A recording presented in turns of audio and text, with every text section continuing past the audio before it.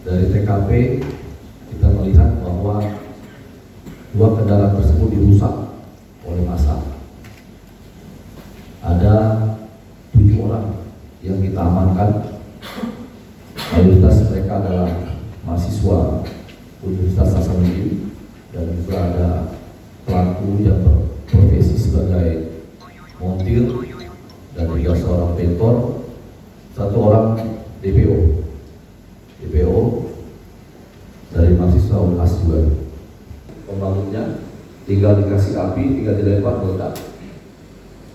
Ya, jadi mereka sudah menyiapkan diri untuk melakukan pembakaran atau melakukan perusakan.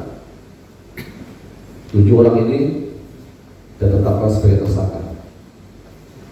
Yang pertama atas nama AAN, ya, kemudian AS, ada F, K, MK, S juga, dan Hasbullah, F, Haryanto.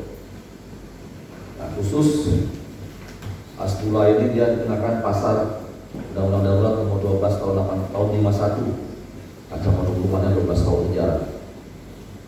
Sedangkan yang lain kena pasal 170 KUH pidana, ancamannya adalah 7 tahun penjara. Mahasiswa UNHAS. Kemudian dari sana kita juga melakukan penangkapan terhadap aksi anarkis yang dilakukan oleh pelajar di depan kantor DPRD Sulawesi Selatan.